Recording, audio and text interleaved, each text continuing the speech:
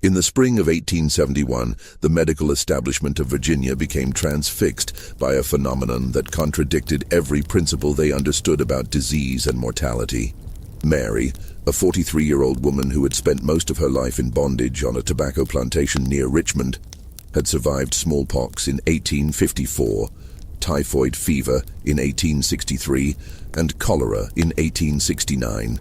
Diseases that had collectively killed more than 8 million Americans during the century.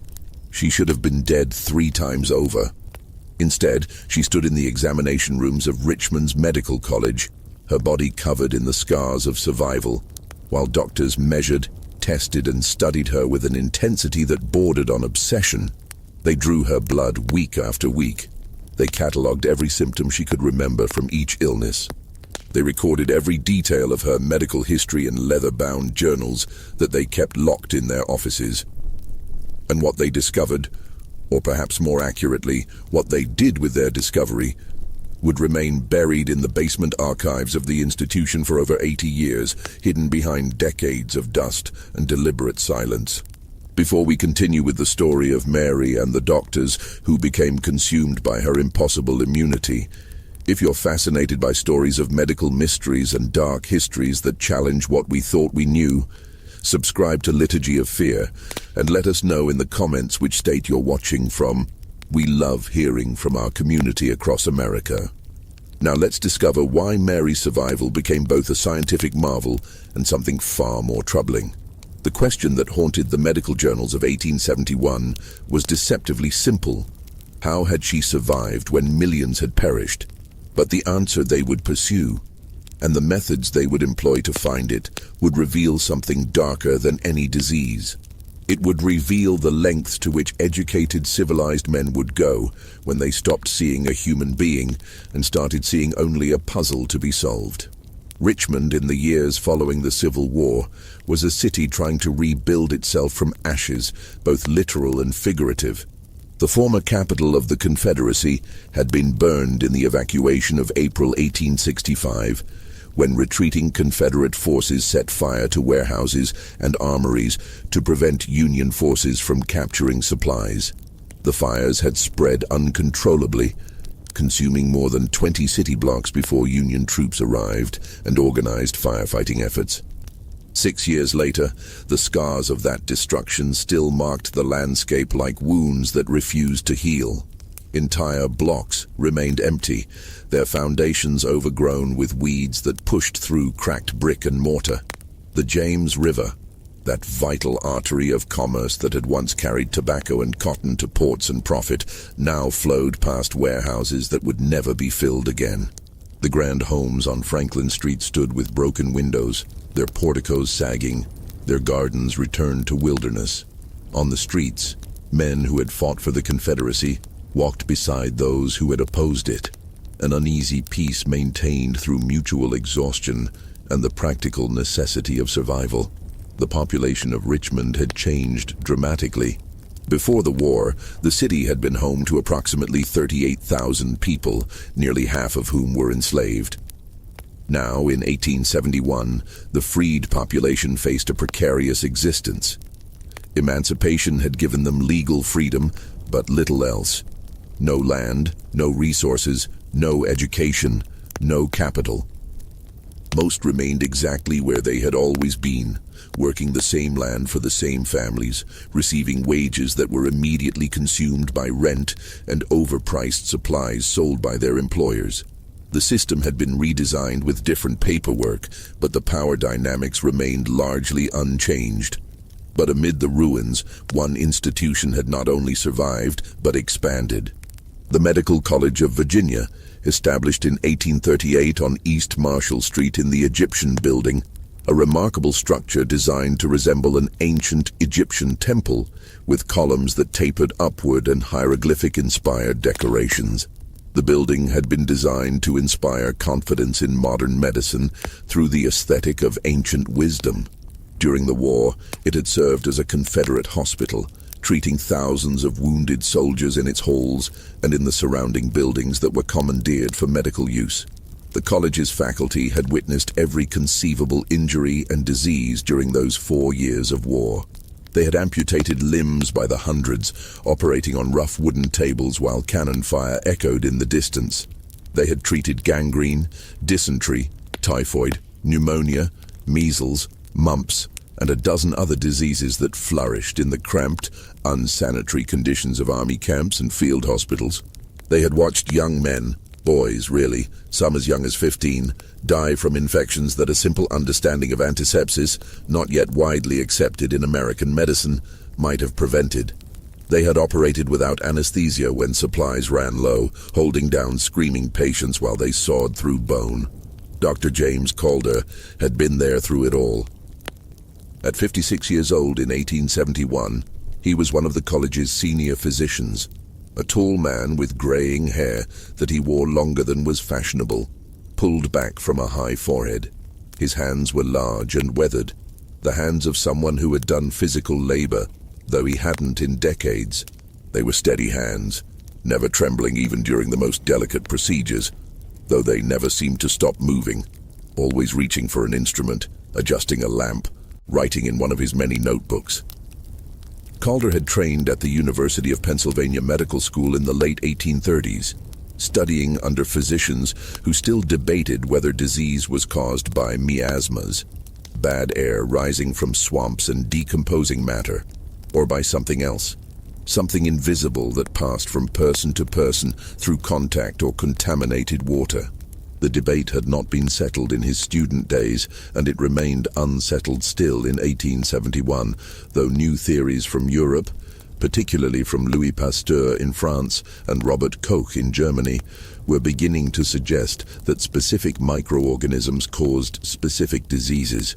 Calder believed in observation, in documentation, in the careful accumulation of facts. He kept meticulous records of every patient he treated, filling leather-bound journals with notes written in his precise, slightly slanting hand. Each entry included the patient's name, when known, age, symptoms, progression of disease, treatments administered, and outcome. His journals from the war years filled an entire shelf in his office, a chronicle of suffering and death that he sometimes paged through late at night, looking for patterns, searching for understanding. He had married young, at 24, to a woman named Catherine who had given him 3 children before dying of puerperal fever, childbed fever, after the birth of their youngest daughter in 1849. The baby had died too, 3 days after Catherine. Calder had been unable to save either of them, despite all his training, despite his knowledge and his careful attention. He had watched his wife slip into delirium and fever and death, and he had understood then how little medicine truly understood about the fundamental processes of disease. That understanding, or rather, that acknowledgement of ignorance, had driven much of his subsequent career. He needed to know. He needed to understand why some people died and others survived. The woman he would come to know simply as Mary first entered his life, not as a patient, but as a subject of inquiry, a puzzle presented to him in a letter that arrived in late February of 1871. The letter was from Thomas Waverley, who identified himself as the proprietor of Waverley Tobacco Plantation in Henrico County, about 15 miles east of Richmond. Waverley wrote that he employed a woman with an extraordinary medical history. She had survived 3 major epidemic diseases over the course of 17 years. He had heard that the medical college was interested in studying disease resistance and immunity, and he wondered whether the college's physicians might wish to examine this woman. He was willing to bring her to Richmond for study, though he would require compensation for her lost labor time. Calder read the letter twice, then immediately wrote a response. He was intensely interested. He offered Waverley $50, a substantial sum, nearly 3 months' wages for a laborer, for permission to study the woman over a period of several months. Waverley agreed, and arrangements were made. Calder knew nothing about Mary beyond what Waverley had written in his letter. He didn't know her full name. Waverley had referred to her only as Mary, no surname. He didn't know whether she could read or write, whether she had family, what she thought about being brought to Richmond to be studied by white doctors. These questions didn't occur to him, or if they did, they seemed irrelevant to the scientific endeavor. She was a subject, a case study, an opportunity to learn something about the mechanisms of disease resistance that might save countless lives in the future. Her personal feelings and experiences were incidental to that larger purpose. It was a perspective that was unremarkable among physicians of his time and place. The recently ended era of slavery had accustomed white Americans, particularly white Southerners, to treating black people as objects rather than subjects, as bodies rather than persons. Even physicians who opposed slavery on political or moral grounds often shared this fundamental perspective when it came to medical research and education. The bodies of enslaved people had been used for anatomical dissection, for experimental surgeries, for testing new medical procedures. J. Marion Sims, often called the father of modern gynecology, had developed his surgical techniques by operating on enslaved women without anesthesia, believing they felt less pain than white women. His work was celebrated. He was not unusual. Calder would have insisted that he bore Mary no ill will, that he respected her as a human being. And in his own understanding, this was true. But his respect existed only in the abstract. When faced with the concrete choice between Mary's well-being and his scientific curiosity, between her autonomy and his research goals, the outcome was never in doubt. On a cold morning in March of 1871, Thomas Waverley loaded Mary into his wagon and drove her into Richmond. The wagon ride took most of the morning. Mary sat in the back, wrapped in a thin shawl against the March cold, watching the countryside give way gradually to city. She had been to Richmond only 3 times before in her entire life, once as a child when the plantation owner had brought several of his workers to carry purchases from the market, once during the war when they had fled the plantation briefly ahead of Union troops, and once 2 years ago to attend the funeral of a distant cousin. Each time, the city had seemed overwhelming. So many buildings crowded together, so many people, the noise and smell and constant movement. She was 43 years old, though she wasn't certain of the exact date of her birth. Her mother had told her she had been born in late summer of 1828, but whether it was August or September, she didn't know. There had been no one to record such details for enslaved children. What mattered was whether they would survive infancy, whether they would grow strong enough to work. Mary had survived and grown strong.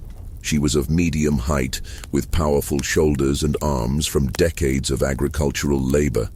Her face bore the unmistakable pitted scars of smallpox, and her hands were calloused and marked by countless small injuries, cuts from tobacco leaves, burns from cooking fires, the permanent staining of fingers from handling fresh tobacco. She had been born on a plantation in southern Virginia, the daughter of a woman named Ruth who had died in childbirth when Mary was 7 years old. The baby, a boy, had died too. Mary's father, she had been told his name was Samuel, a man from a neighboring plantation, but she had no memory of ever meeting him. After her mother's death, Mary had been raised communally by the other women on the plantation, sleeping in their cabins, learning to work alongside them in the tobacco fields. Her life had followed the rhythms of tobacco cultivation, planting in spring when the threat of frost had passed, the long hot summer of weeding and worming, picking the hornworms off the plants one by one, harvesting in late summer and fall, then the winter work of stripping and grading the dried leaves. It was hard work that bent the spine and wore down the body, but Mary had discovered she was good at it. Her hands were quick and nimble at stripping leaves. She could judge the quality of tobacco by touch and smell. These skills gave her a certain value, which translated into slightly better treatment, more food, a cabin that didn't leak quite as badly, fewer beatings. She had been married twice, briefly. The first time when she was 17, to a man named Jacob, who had been sold away 6 months later. The second time when she was 24, to a man named Thomas, who had died of pneumonia 3 years into their marriage. Both marriages had been informal, not legally recognized. Enslaved people could not legally marry, but recognized by the community. She had loved Thomas, or at least she thought she had. It was hard to remember now, 20 years later. After he died, she had not married again. She had 2 children, a daughter, Ruth, born when Mary was 22, and a son, Daniel, born when she was 29. Ruth still lived on the Waverley plantation, working in the main house now, cooking and cleaning. She was 21, smart and careful and quiet. Daniel had been sold when he was 12, during the war, when Thomas Waverley's father had needed money. Mary didn't know where he was now. She had spent years hoping he was alive somewhere, hoping he had survived the war and emancipation and was living free somewhere in the north. But she didn't know. The not knowing was worse than grief, because grief could eventually soften and heal, while not knowing remained sharp forever. These were the things Mary thought about as the wagon rolled toward Richmond. Thomas Waverley sat up front, driving the horses, occasionally speaking to them but not to her. He had explained very little about what would happen in Richmond. The doctors wanted to examine her, he had said. They wanted to understand why she had survived diseases that killed so many others. It would take a few hours. She should answer their questions honestly. It would be fine. Mary didn't believe it would be fine. In her experience, nothing involving white men's attention was ever fine for someone like her. But she also understood that she had no choice in the matter. Waverley owned the plantation where she lived and worked. He didn't own her. The 13th Amendment had ended that. But the distinction felt thin and academic. She worked for him because there was nowhere else to go, no other work available, no land of her own to farm. If he said she was going to Richmond to be examined by doctors, then she was going to Richmond to be examined by doctors. Her preferences were not relevant. The medical college building appeared ahead, its distinctive Egyptian-style columns visible from several blocks away. Waverley guided the wagon to the front entrance and climbed down. "Come on then," he said, not unkindly. Mary climbed down after him, her legs stiff from the long ride. Inside, the building smelled of carbolic acid and something else, something organic and faintly sweet that made Mary think of death. Later she would learn it was ether, used to anesthetize patients during surgery, but on that first day it simply smelled wrong, dangerous. The hallways were painted a pale green color that was supposed to be calming but somehow wasn't. Their footsteps echoed on the wooden floors. A young man in a dark suit met them in the lobby. A medical student, Mary guessed, though he didn't introduce himself. He led them up a staircase to the second floor and down another hallway to a door marked Examination Room 3. He knocked, opened the door and gestured for them to enter. The room was perhaps 15 feet square, with a single high window that let in weak morning light. There was an examination table in the center, a desk against one wall with papers and instruments scattered across it and several chairs. 3 men stood as they entered. All 3 wore dark suits. All 3 were white. All 3 looked at Mary with an expression she couldn't quite read. Interest, certainly, curiosity, but also something else. Something that made her want to step backward, back into the hallway, back down the stairs, back into the wagon and away. "Mr. Waverley," said the tallest of the 3 men, extending his hand. "I'm Dr. James Calder. Thank you for bringing her." They shook hands. Calder turned to Mary. "And you're Mary. Thank you for coming." He didn't extend his hand to her. "She doesn't have much choice about it," Waverley said with a slight laugh. "But she's cooperative. You shouldn't have any trouble." "Excellent.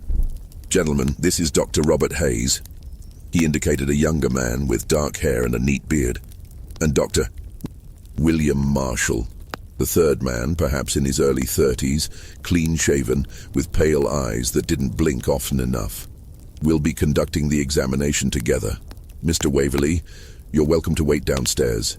This will take several hours." Waverley nodded. "I have business in town anyway. I'll return this afternoon, say around 3 o'clock. That should be sufficient." Waverley left, closing the door behind him. Mary was alone with the 3 doctors.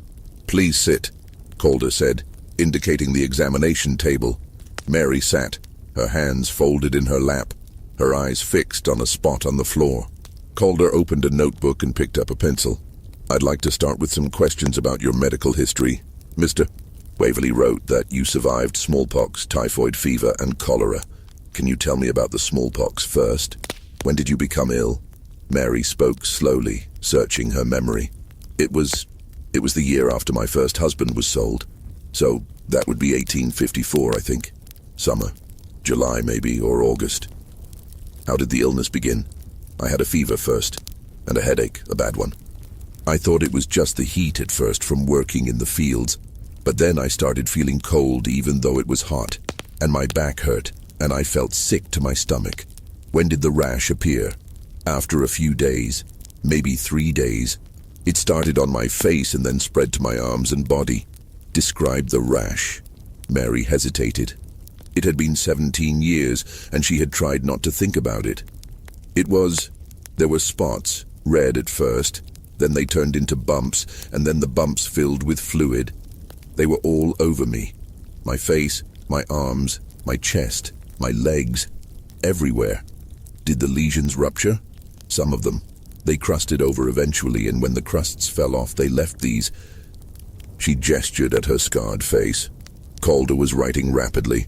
How long were you ill? I don't know exactly. Maybe 3 weeks, a month. I was in the sick barn with the others. 11 of us died. I thought I would too. What treatment did you receive? Mary almost laughed at that. Treatment. We were given water and some food when we could eat it. Nobody wanted to come near us. They left food at the door and ran away. No medical attention at all? No, sir. Calder exchanged glances with the other doctors.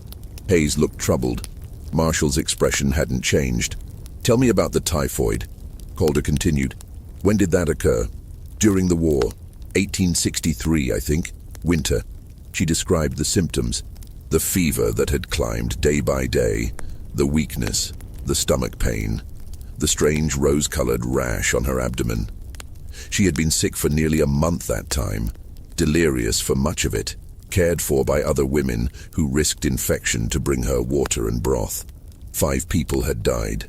Mary had survived, though she had been weak for months afterward. And the cholera? 2 years ago. Summer of 1869. That one she remembered vividly. The terrible diarrhea and vomiting, the cramps in her legs and stomach, the thirst that couldn't be satisfied. Her cabin mate Sarah had died in her arms, her skin turned grayish-blue, her eyes sunken. Mary had been certain she would die too, but after 2 days of agony her symptoms had begun to ease. After 5 days, she was weak but recovering. After 2 weeks, she was back at work. Calder asked more questions. Had anyone in her family survived similar diseases? Had she taken any special medicines or remedies? Had she noticed anything unusual about her health in general? Mary answered as best she could. No one in her family that she knew of. No special medicines. Her health was generally good. She got minor colds sometimes, occasional stomach trouble, but nothing serious. She was strong. She healed quickly from cuts and injuries. After an hour of questions, Calder set down his pencil. Now we need to conduct a physical examination. Please remove your dress and undergarments. Mary had known this was coming. Waverley had warned her. But knowing didn't make it easier. Her hands shook slightly as she unfastened her dress, a worn brown cotton garment that had been mended many times. She stepped out of it, then hesitated. Everything, Marshall said. His voice was flat, clinical. We need to examine the full extent of the scarring. She undressed completely, standing naked in the center of the room, while the 3 doctors studied her like she was a specimen in a jar. She kept her eyes down, focusing on her breathing, trying to be somewhere else in her mind. Calder approached first, circling her slowly. He didn't touch her, just looked, occasionally writing in his notebook. Extensive scarring consistent with severe smallpox infection, he murmured. Approximately, what would you say, 200 visible pox scars? 300? At least, Marshall agreed. Concentrated on face, upper arms, chest, and back. Less extensive on legs and buttocks. Hayes came forward with a measuring tape. I need to take some measurements, he said quietly, and something in his tone made Mary glance at him.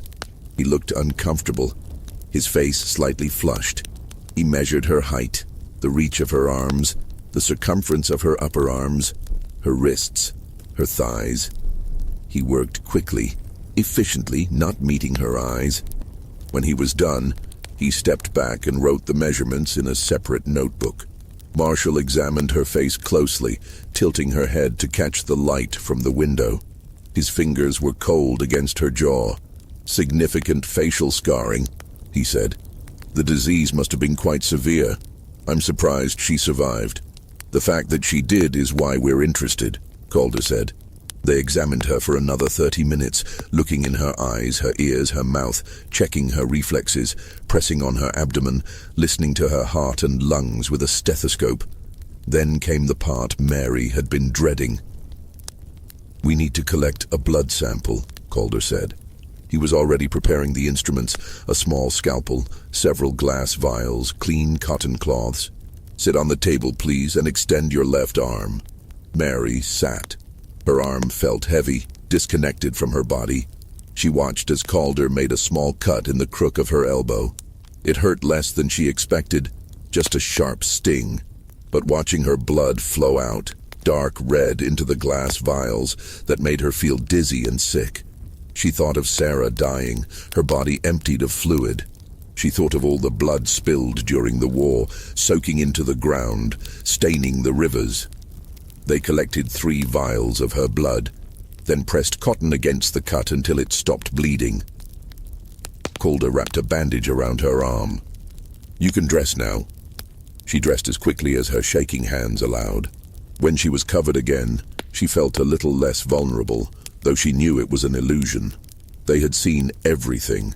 They had documented her body in their notebooks. She could never be fully covered again.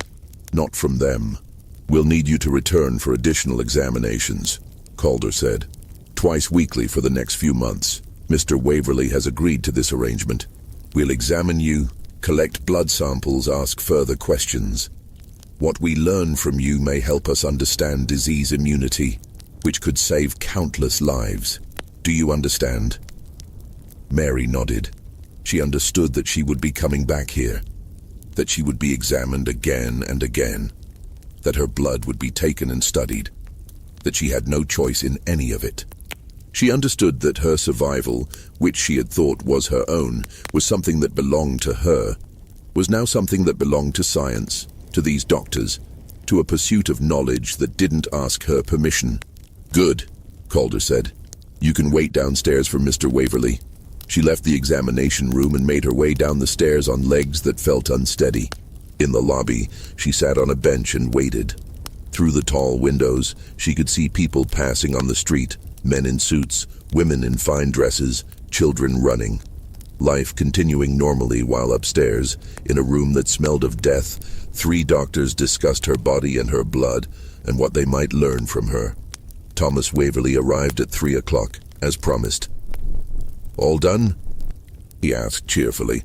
The doctors satisfied. "Yes, sir," Mary said quietly. "Good, good. They're paying well for this, you know. And all you have to do is sit there and answer questions. Easy work." He laughed, pleased with himself, with the arrangement, with the $50 he was earning for Mary's cooperation. On the ride back to the plantation, Mary said nothing.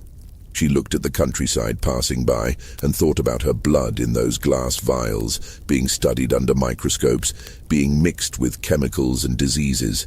She thought about the doctor's eyes examining her naked body, their hands measuring her like she was a piece of furniture. She thought about having to return to that building, to that room, twice a week for months. And she thought about Sarah dying in her arms, and about all the others who had died from the diseases she had survived, and she wondered, not for the first time, whether surviving had been a blessing or a curse. The examinations fell into a routine. Every Tuesday and Friday, Thomas Waverley would drive Mary to Richmond in his wagon.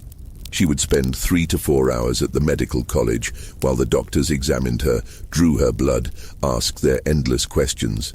Then Waverley would drive her back to the plantation, and she would return to work, to the familiar rhythms of tobacco and soil and exhaustion.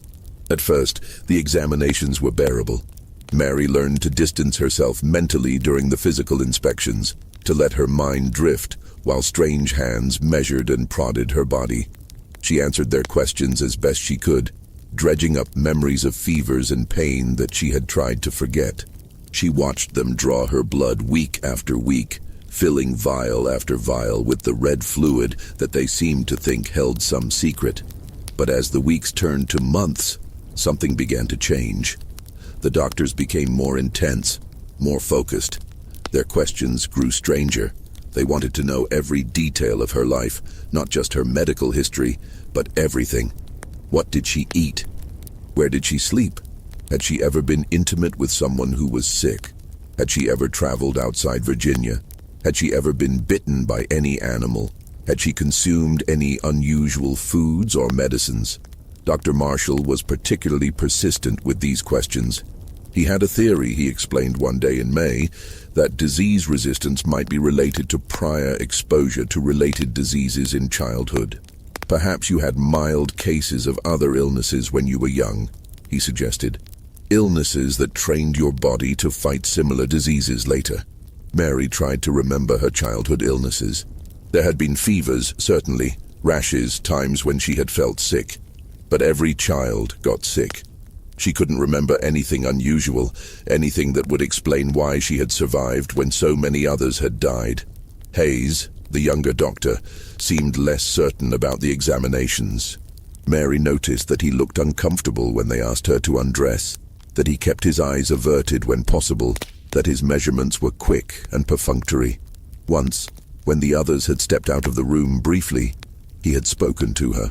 "Does this hurt?" he asked, indicating the small cut they had just made to draw blood. "Some," Mary admitted.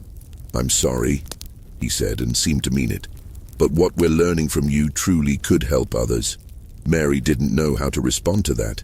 How could her blood, which looked the same as anyone else's blood, help anyone? But she said nothing. Hayes seemed like a kind man, relatively speaking. But he was still a white doctor, and she was still a formerly enslaved woman. And the distance between those two positions was vast and unbridgeable. Calder spent hours studying her blood under his microscope, comparing samples taken at different times, mixing her blood with various substances to see how it reacted. His journals from this period, meticulous as always, reveal his growing frustration. Mary's blood appeared completely normal. There were no obvious differences from the blood of other subjects. Her red cells looked like everyone else's red cells. The white cells appeared normal.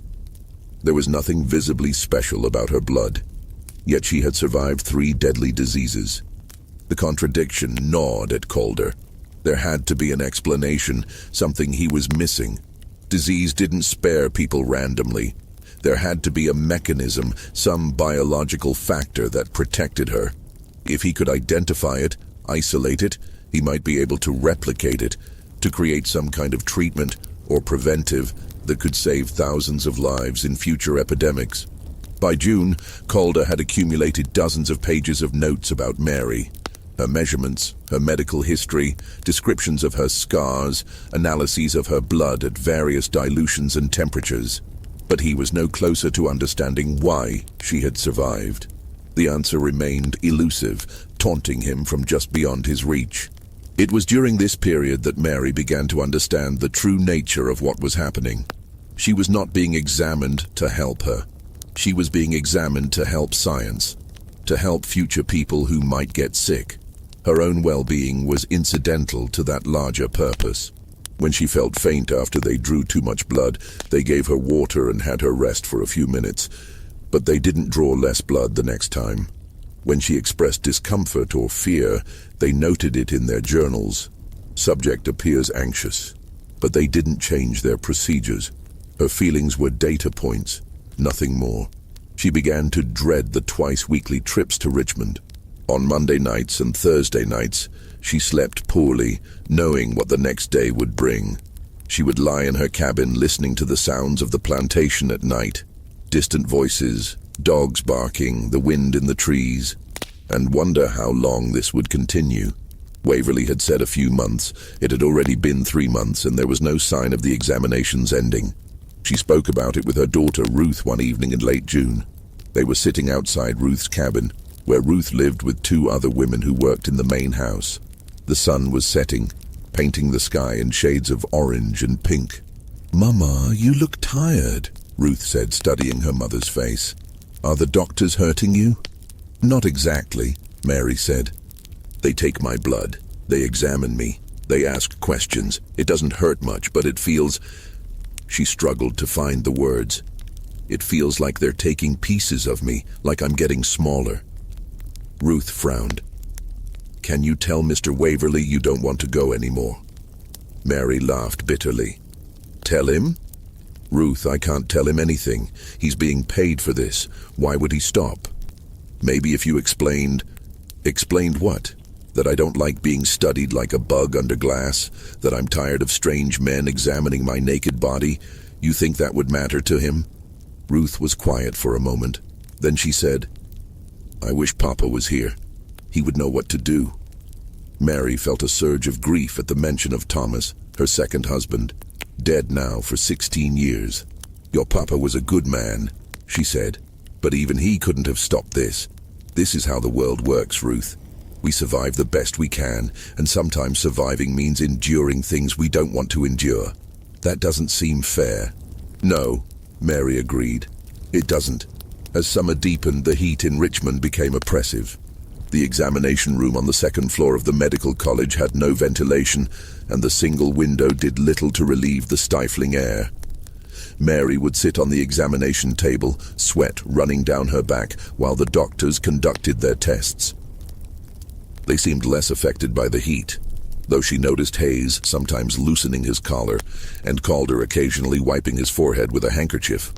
In July, they began a new series of tests. Calder had obtained samples of various disease materials, blood and fluids from patients with typhoid, cholera, and other illnesses. He wanted to mix these samples with Mary's blood and observe what happened under the microscope. Would her blood somehow attack the disease materials? Would it destroy the organisms that caused illness? "This is entirely safe," he assured Mary when he explained the tests. "We're conducting these experiments on glass slides under the microscope. Nothing will be injected into your body. We simply want to see if your blood has properties that destroy disease organisms."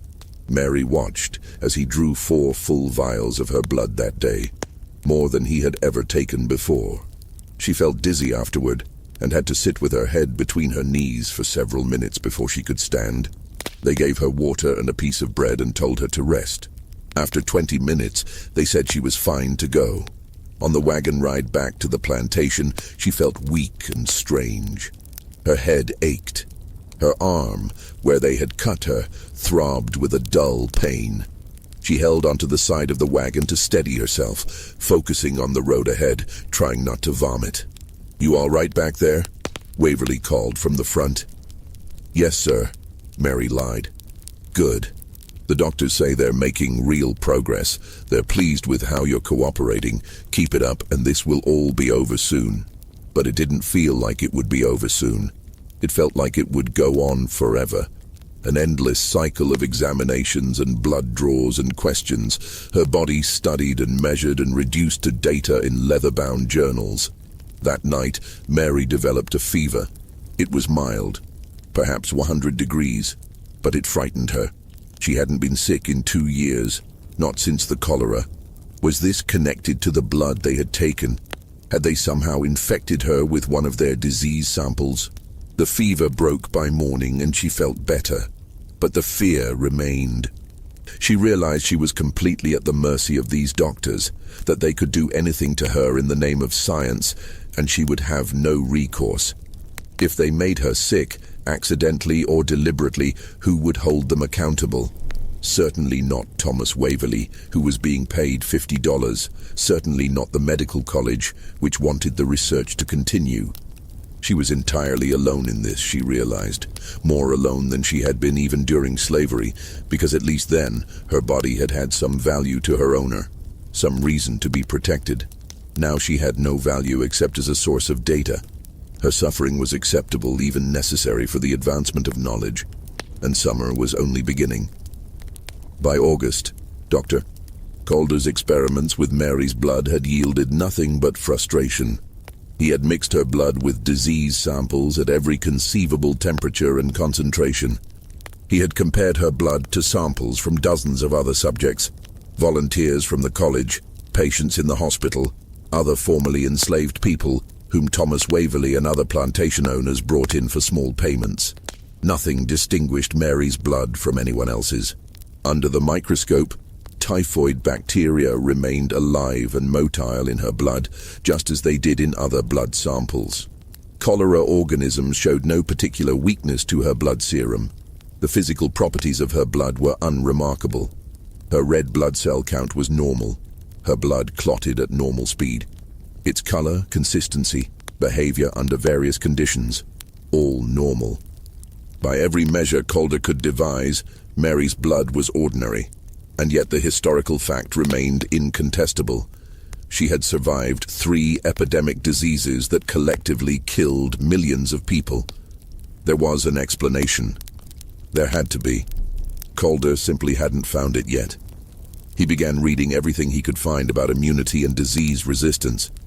He subscribed to medical journals from Philadelphia, New York, Boston, even some from Europe.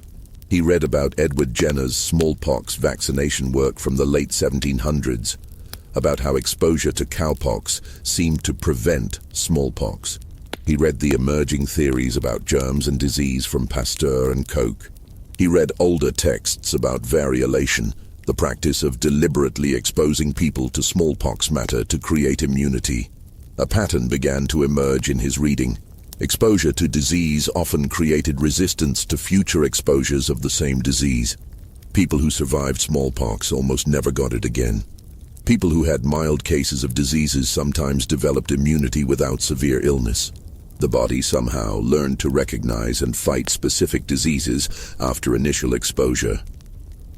But Mary's case didn't fit this pattern neatly. She had survived 3 different diseases, not repeated exposures to the same one. Unless there was some connection between the diseases, or unless her body had some general disease-fighting capacity that was stronger than normal. He wrote letters to colleagues in other cities, describing Mary's case and asking for their thoughts. The responses were mixed. Dr. Anthony Pierce from Philadelphia suggested that Mary might simply be lying or confused about her medical history, that perhaps the diseases had been less severe than she remembered, or that she had confused her own illnesses with those of others around her. Calder dismissed this. He had verified the outbreaks through plantation records and Waverley's confirmation. Dr. Ellen Richards from Boston, one of the few women physicians in America, wrote a thoughtful response, suggesting that some people might simply have more robust constitutions, that the variation in human health and disease resistance was not yet well understood. "We tend to seek specific mechanisms," she wrote, "but perhaps the answer is simply that human variation is broader than we acknowledge. Some people are naturally stronger, heal faster, resist disease better. We don't know why. Perhaps we won't until we understand much more about human physiology." Calder found this answer unsatisfying. It amounted to saying that Mary survived because she survived, that her resistance to disease was explained by her resistance to disease. It was circular reasoning, not an explanation at all. Dr. William Marshall had a different idea. One humid afternoon in mid-August, the 3 doctors met in Calder's office to discuss the case. Papers were spread across Calder's desk, his notes on Mary, journal articles, letters from colleagues. The window was open, but no breeze stirred the heavy air. "We're approaching this wrong," Marshall said, leaning back in his chair. "We've been studying her blood outside her body in artificial conditions. We're never going to understand her immunity that way. We need to observe how her body responds to disease in real time, from the moment of exposure through the entire course of illness and recovery." Calder set down the paper he'd been reading. "What are you suggesting?" "I'm suggesting we deliberately expose her to disease under controlled conditions." There was a moment of silence. Hayes, who had been standing by the window, turned around. "You want to infect her?" "I want to conduct a controlled experiment," Marshall clarified. "We select a disease. Typhoid would be ideal, since she's survived it once and should theoretically be resistant. We expose her to a measured dose of typhoid bacteria. We monitor her constantly, document every stage of her body's response. We'll have her in the hospital, under medical supervision 24 hours a day. Any symptoms that develop will be treated immediately, and what we learn could be invaluable. Or we could kill her, Hayes said flatly. She survived typhoid once already. The probability of survival is high, and we'll be providing better medical care than she received during her first infection. She was left in a barn with minimal attention. This time she'll have constant monitoring, proper hydration, medications. She'll actually be safer than she was the first time. Calder was quiet, thinking. The proposal troubled him, but he couldn't immediately articulate why. They deliberately infected people all the time for vaccination purposes. Variolation had been practiced for decades, deliberately exposing people to small amounts of smallpox matter to create immunity. This was different, certainly, because they weren't trying to prevent disease but to study it. But the principle was similar, controlled exposure for a beneficial purpose. The ethical concerns are substantial, he said finally. I agree, Marshall said, but weigh them against the potential benefits. If we can understand the mechanism of disease resistance, we might be able to create treatments or preventatives that could save thousands of lives in the next epidemic. Cholera killed over 20,000 people in the last major outbreak. Typhoid kills tens of thousands every year. If we can learn something that prevents even a fraction of those deaths, isn't that worth some risk? Risk to her, Hayes pointed out. Not to us, not to the thousands who might benefit, to one woman who has no say in the matter. She has no say because Waverly has legal authority over her employment, Marshall said. That's the reality of her situation. We're not creating that reality. We're working within it. That doesn't make it right. Right is a philosophical question. I'm interested in scientific questions. Calder held up a hand before the argument could escalate. Let me think about this. It's a significant step, deliberately infecting a human subject. I need to consider it carefully. Over the next week, Calder found himself unable to think about anything else. He weighed the potential knowledge against the certain risk to Mary. He thought about the soldiers he'd watched die during the war, the children killed by scarlet fever and diphtheria, the women dead from puerperal fever. He thought about his own wife and infant daughter, dead from an infection he couldn't prevent or treat. Medicine advanced through experimentation, through pushing boundaries, through taking risks. But who should bear those risks? His dreams that week were troubled. He dreamed of Catherine dying, her skin burning with fever while he stood helpless beside her bed. He dreamed of Mary, naked in the examination room, her body covered with suppurating smallpox lesions, while he took notes. He dreamed of jars filled with blood, rows and rows of them in the college basement, each labeled with a name he didn't recognize. He consulted the college's administration. The dean, Dr. Philip Somerset, was an elderly man who had led the institution through the war years and was primarily concerned with its financial survival. When Calder explained the proposed experiment, Somerset considered for a moment and then asked, "Is Waverly's consent sufficient legally?" "I believe so. She's employed by him, and while slavery is ended, the legal precedents regarding employment authority are similar. And the potential scientific value is substantial." "It could be. We might learn something significant about disease immunity. Then proceed. Document everything carefully. If you're going to take a risk like this, make sure the documentation is thorough enough to justify it to posterity." Calder left the meeting feeling both validated and disturbed. Somerset had given permission, but had also acknowledged it as a risk, as something that would need to be justified, thinking of typhoid. When she passed the Egyptian building in Richmond on one of her rare trips to the city, when she overheard people talking about diseases and epidemics, the memories were scars as permanent as the smallpox pits on her face, invisible but always present. In 1875, Mary turned 47. Her hair was beginning to grey. Her hands, already weathered from decades of fieldwork, had become arthritic. the joints swelling on cold days. But she was still strong, still healthy. She still didn't get sick often. Her body still healed quickly from minor injuries. The thing that had made her interesting to the doctors remained, whatever it was. Ruth married in 1876, a quiet ceremony conducted by a traveling preacher, followed by a modest celebration with the other plantation workers. Her husband was a man named Jacob, not the same Jacob who had been Mary's first husband. But the name was the same, and Mary felt an echo of old pain hearing it. This Jacob was a good man, a carpenter who worked on the plantation maintaining buildings and equipment. Ruth moved into his cabin, and a year later Mary became a grandmother when Ruth gave birth to a daughter named Catherine.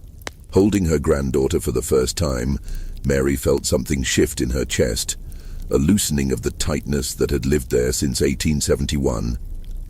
This child was new, unmarked by suffering, full of potential. This child had never been studied by doctors or reduced to data in a journal. She was purely herself, purely human. "She's beautiful," Mary whispered. "She has your eyes, Mama," Ruth said. Mary looked at her granddaughter's dark eyes and hoped they would see a better world than she had seen. But hope, she had learned, was a dangerous thing. The years continued to pass. Mary grew older, slower, more tired. By 1880 she was 52 and finding the fieldwork increasingly difficult. Waverley, recognizing her declining physical capacity, moved her to lighter work, helping in the plantation kitchen, mending clothes, supervising younger workers. It was easier on her body but harder on her pride. She had always been strong, had always been able to work as hard as anyone. This forced acknowledgement of her aging felt like failure. In 1885, Thomas Waverley died of a heart attack at age 58. His son, Robert Waverley, inherited the plantation. Robert was younger, more business-minded, less paternalistic than his father. He saw the workers more purely as labor resources, less as people for whom he had any responsibility. Conditions on the plantation gradually worsened. Wages were cut, rations reduced, housing repairs neglected. Mary, now 57, found herself thinking more about the past. She thought about her mother, who she barely remembered. She thought about her husbands, both dead for decades. She thought about her son Daniel, sold away during the war, his fate unknown. She thought about the diseases she had survived and the one she had been given deliberately. One evening in 1887, sitting outside her cabin watching the sun set, Mary tried to make sense of her life. She had survived so much: slavery, diseases, loss, betrayal by doctors who had used her body for their purposes. She had outlived most of the people she had known in her youth. She had watched the world change from slavery to nominal freedom that felt much the same as bondage. She had suffered and endured and survived. But what did survival mean? Was it victory or merely the absence of death? She had survived smallpox, typhoid, cholera. But Sarah had died. Thomas had died. 11 people in that barn in 1854 had died. Why them and not her? The doctors had tried to find out and had failed. There was no explanation, no reason, no purpose. She had simply lived while others had died, and her living had become something for others to study and use. Ruth found her sitting there an hour later, still watching the darkening sky. "Mama, are you all right?" "I'm fine, just thinking." "About what?" "About whether my life has meant anything." Ruth sat down beside her. "You raised me. You're there for your granddaughter. You've survived things that would have killed most people. Your life means plenty. The doctors didn't think so. To them, my life only mattered as something to study." "The doctors were wrong," Ruth said firmly. "You're more than what they wrote in their journals." Mary wanted to believe that. Some days she could. Other days, she felt like nothing more than a collection of data points, a puzzle that had never been solved, a mystery that had proven disappointingly ordinary. In 1891, Mary turned 63. She was old by the standards of her time and place, older than most people born into slavery ever lived to be. Her body was failing gradually, her arthritis had worsened, her eyesight was dimming, her hearing fading. She could no longer work even light duties and was essentially retired, supported by Ruth and Jacob, who shared their food and gave her a small room in their expanded cabin. She spent her days sitting outside when weather permitted, watching her granddaughter Catherine, now 15 and beautiful, go about her work. She dozed often, her dreams mixing memory and imagination, until she wasn't always certain which was which. She thought about death occasionally, without fear. She had faced death so many times that it had become familiar, almost friendly. In the summer of 1892, something unexpected happened. A letter arrived at the plantation, addressed to Mary. Letters almost never came for the workers, most couldn't read anyway, and Robert Waverly was surprised enough to bring it to Ruth's cabin himself. "A letter for Mary," he said, handing it to Ruth. "From Richmond, looks like. Medical College of Virginia." Ruth thanked him and waited until he left before opening the letter. Mary couldn't read, but Ruth could.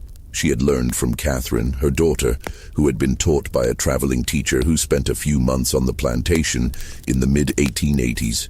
Ruth read the letter aloud. It was from Dr. Robert Hayes. "Dear Mary, I hope this letter finds you well. I have thought of you often over the years, since our work together at the medical college.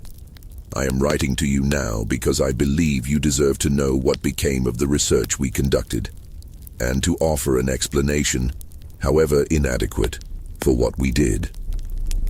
First, I must tell you that the deliberate infection experiment we performed in 1871 yielded no significant scientific insights. We learned nothing from making you ill that we could not have learned from observing naturally occurring cases of typhoid fever. Dr. Calder and I both came to recognize this in the years following the experiment. The suffering we caused you was not justified by the knowledge gained. Second, I want you to know that I have lived with regret about my participation in that experiment for the past 21 years. While I argued against it at the time, I did not do enough to stop it. I continued to participate in your care, even while believing the experiment was wrong. For this, I am deeply sorry. Third, I want to inform you that Dr. James Calder died in 1889 of pneumonia. Before his death, he expressed similar regrets about the experiment. He had hoped to write to you himself, but never did. Dr. William Marshall left Richmond in 1874 and is now practicing in Baltimore. I have not been in contact with him. Finally, I want you to know that you were more than a research subject to me, though I failed to treat you as such at the time. You were a person who had survived extraordinary circumstances, who showed remarkable strength and resilience. The medical establishment used you poorly. I used you poorly. No scientific advancement can justify that. I do not expect forgiveness, nor do I deserve it.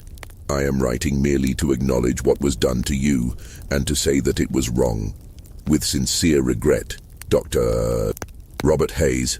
Ruth finished reading and looked at her mother. Mary's face was unreadable. "Do you want to respond?" Ruth asked after a moment. "What would I say?" "I don't know. Whatever you feel."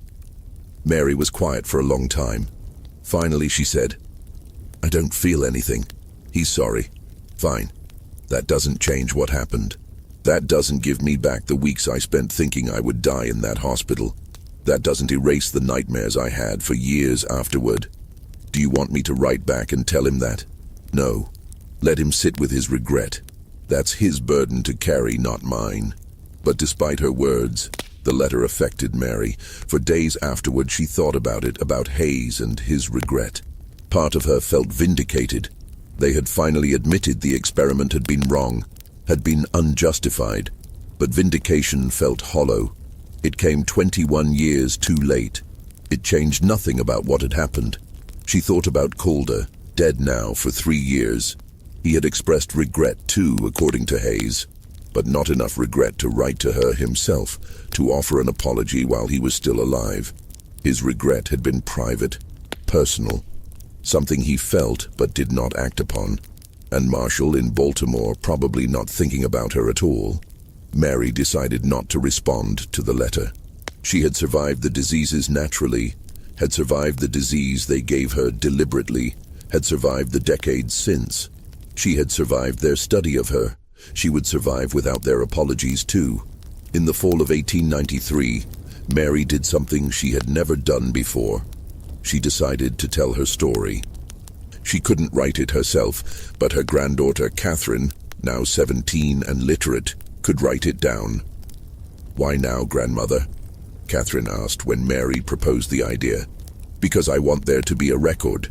The doctors have their journals, full of numbers and observations and clinical notes.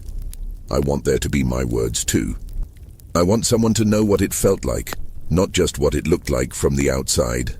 Over the following months, Mary told her story to Catherine, who recorded it in a notebook purchased with money she had saved from selling vegetables at the market. Mary spoke slowly, sometimes pausing for minutes at a time to remember or to find the right words. Catherine wrote it all down, Mary's life in her own voice. She talked about her childhood, about her mother dying, about learning to work tobacco. She talked about her marriages, about her children, about Daniel being sold away. She talked about surviving smallpox, typhoid, cholera, what each disease had felt like, how she had been certain each time that she was dying, how she had somehow lived anyway.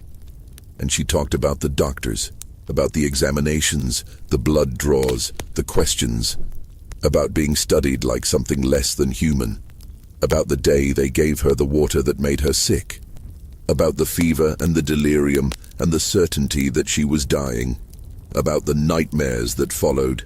"I survived the smallpox when I was young," she dictated to Catherine one afternoon. "I survived the typhoid during the war. I survived the cholera after. I thought surviving meant I was strong, that my body knew how to fight. The doctors said they wanted to learn from me, to understand. I thought maybe my suffering could mean something, could help others, but they made me sick on purpose. They watched me burn with fever, and they wrote in their books, and they didn't care that I was frightened. They didn't care that I thought I would die in that room, alone, because they wanted to see what would happen. I don't feel strong anymore. I feel like something they used up. I survived, but I don't know why, and I don't know if surviving was worth what it cost." Catherine stopped writing, tears in her eyes. "Grandmother, keep writing," Mary said gently. "This is important. Someone needs to know." When the story was complete, perhaps 50 pages in Catherine's careful handwriting, Mary asked Ruth to keep it safe. "Don't throw it away when I'm gone," she said. "Maybe someday it will matter to someone." Ruth promised to keep it. Mary died on November 3, 1894, of heart failure. She was 66 years old. She died peacefully in her sleep in Ruth's cabin, surrounded by family. Her granddaughter Catherine was holding her hand. Ruth wrote a letter to Dr. Hayes, informing him of her mother's death. She included several pages copied from Mary's dictated journal, the sections about the 1871 experiments. She wanted Hayes to know what his research had done to Mary, not just physically but emotionally and psychologically. Hayes received the letter 3 weeks later. He read it sitting at his desk in his office at the medical college, where he was now head of the internal medicine department. He was 52 years old, respected in his field, successful by any objective measure. And as he read Mary's words he had never heard, perspectives he had never considered, he felt something break inside him. "They watched me burn with fever, and they wrote in their books, and they didn't care that I was frightened." He read that line over and over. It was true. They had watched her suffer and had documented her suffering, and her fear had been merely something to note in their journals. Subject appears anxious. He went to the college archives that afternoon, searching through boxes of old records until he found Calder's journals from 1871. He read through the entries about Mary, seeing them now through different eyes. Every measurement, every observation, every clinical note, all of it suddenly seemed monstrous, a reduction of a human being to data points and specimen descriptions. In the margins of one page, Calder had written, "The scientific method requires such experiments. Progress demands sacrifice." But Mary had not offered to be sacrificed. She had been sacrificed without her meaningful consent, her suffering deemed acceptable for the potential benefit to others. Hayes considered writing his own account of the experiments, perhaps publishing something that honestly addressed the ethical dimensions. But what would it achieve? Mary was dead. Calder was dead. The experiments were history. Exposing them now would damage the college's reputation, might undermine public trust in medical research. And medical ethics had evolved. Such experiments would never be conducted in 1894, not with the profession's growing understanding of patient rights and the importance of consent. He decided to do nothing publicly. But privately, he began advocating within the medical college for clearer ethical guidelines regarding human experimentation. He pushed for requirements that subjects must give informed consent, that experiments must have clear therapeutic or scientific justification, that the well-being of the subject must be the primary concern. His advocacy was noted, but not particularly influential. Medical ethics would evolve slowly, driven not by individual conscience but by accumulated scandals and abuses that finally became impossible to ignore. Hayes kept Mary's letter and the copied pages of her journal in a folder in his desk. He read them occasionally late at night when he couldn't sleep. They were his penance, his reminder of what he had participated in, what he had failed to prevent. Ruth kept the full version of Mary's journal carefully preserved in a wooden box. She shared it with Catherine, who shared it with her own children. It became a family history passed down through generations. The story of Mary, who survived 3 epidemics and was then made sick by doctors who wanted to study her. The doctors' journals, Calder's detailed notes of the examinations and experiments, remained in the medical college archives. Over the decades, they were moved, reorganized, sometimes nearly lost amid institutional changes and renovations. The college became part of Virginia Commonwealth University. The building that had housed the examination rooms was renovated many times. The Egyptian building survived, a landmark, its history preserved, but selective in what it chose to remember. In 1957, during a renovation of the college's oldest building, workers clearing out the basement found boxes of old medical records. A medical historian reviewing the materials found Calder's journals from the 1870s and recognized their potential historical significance. He catalogued them, wrote a brief article for a medical history journal about disease research in the post-Civil War South. Mary was mentioned in the article as Subject M, her real name omitted. Her story reduced to a few sentences about a woman who survived multiple diseases and participated in immunity research. The deliberate infection was mentioned as an experiment that would be considered ethically problematic by modern standards, but was not described in detail. The article generated no significant attention and was quickly forgotten. The journals returned to the archives, properly catalogued this time, available to researchers but rarely consulted. Mary's story was now available to anyone who cared to look, preserved in clinical language in leather-bound journals, stored in climate-controlled archive boxes. But her own voice, her own perspective, her own account of what had been done to her that remained in her family, passed down through generations who kept her memory alive. In 1976, Mary's great-great-granddaughter, a woman named Ellen Hayes, she had taken her husband's surname, coincidentally the same as the doctor's, was researching her family history. She found Mary's journal, carefully preserved in its wooden box, and was stunned by what she read. She contacted the Virginia Historical Society and donated copies of the journal pages, along with Ruth's letter to Dr. Hayes and his original letter of regret. The Historical Society accepted the materials and filed them in their collections. A researcher stumbled across them in 1983 and wrote a short article for a local history magazine about Mary's experiences. The article was read by perhaps a few hundred people and then forgotten. Mary's story never became famous. There was no scandal, no investigation, no reckoning with what the medical college had done. Her survival remained a medical curiosity, unexplained by the doctors who studied her. Modern immunology has given us better tools for understanding disease resistance. We know now about antibodies, about immune memory, about genetic factors that influence susceptibility to disease. But why Mary specifically survived when so many others died remains unknown. Perhaps it was genetics, perhaps prior exposure to related pathogens, perhaps simple chance. The answer died with her. What we know for certain is this: Mary lived for 66 years. She survived smallpox, typhoid fever, and cholera, diseases that killed millions of Americans in the 19th century.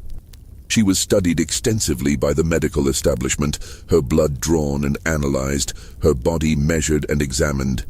She was deliberately infected with typhoid fever in an experiment that caused her immense suffering and yielded no significant scientific insights.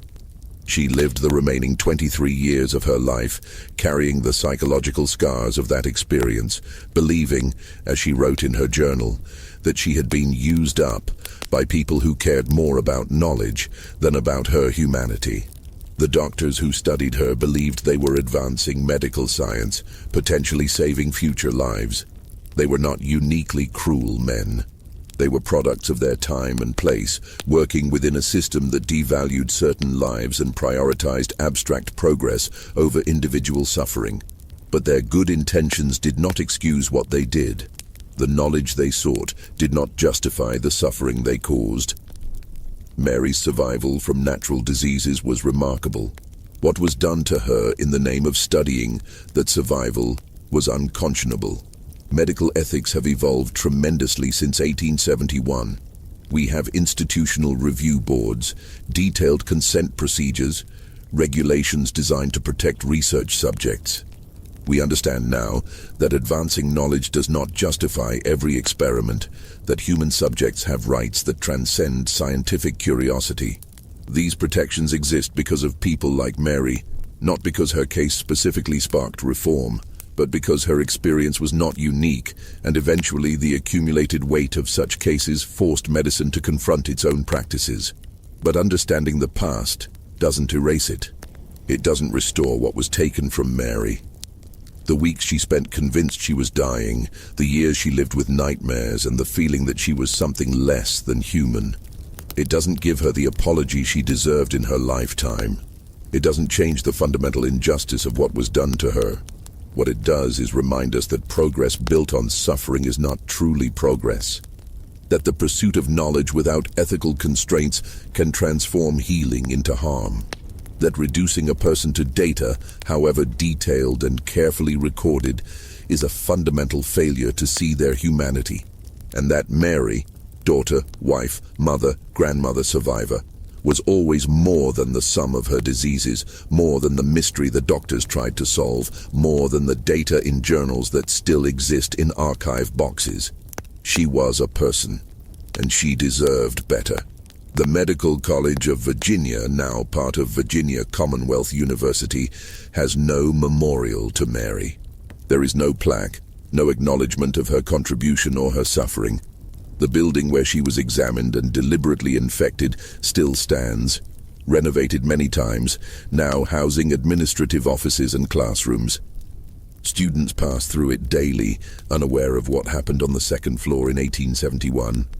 The only tangible evidence of Mary's existence beyond her family's memories is a brief entry in Thomas Waverley's plantation records, now housed in the Virginia Historical Society archives. Mary, born 1828, deceased 1894, field worker and kitchen assistant, notable for disease resistance. 15 words to summarize 66 years of life, to contain all the survival and suffering, all the strength and fear, all the humanity that the doctors measured but never truly saw. In the same archives, in different boxes, reside Calder's journals with their detailed notes of Mary's examinations, and Mary's own dictated journal with her account of what those examinations felt like. They exist side by side, separated by decades and by fundamental differences in perspective. The observer and the observed, the doctor and the subject, the person with power and the person without it. History remembers the doctors. Calder's contributions to disease research are mentioned in histories of American medicine. Hayes is noted for his later advocacy for medical ethics. Marshall published papers that are occasionally cited in historical surveys of immunology. History has largely forgotten Mary, but her story, preserved in fragmented form in archives and family memories, raises questions that remain urgent. Who gets to be a research subject? Who decides what suffering is justified in the name of progress? How do we weigh the potential benefits to future populations against the certain harm to present individuals? And how do we honor the humanity of those whose suffering contributed to medical knowledge, often without their meaningful consent? There are no easy answers to these questions. But perhaps asking them and remembering stories like Mary's is how we prevent future repetitions of the same injustices. Perhaps remembering is how we ensure that the pursuit of knowledge never again becomes divorced from the recognition of human dignity. Mary survived 3 epidemics that should have killed her. She was studied by doctors who wanted to understand why. They never found the answer.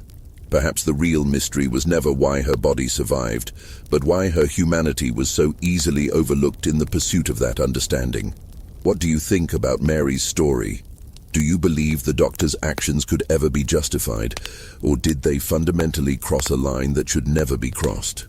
How do we balance the advancement of medical knowledge with the rights and dignity of research subjects? Leave your thoughts in the comments below.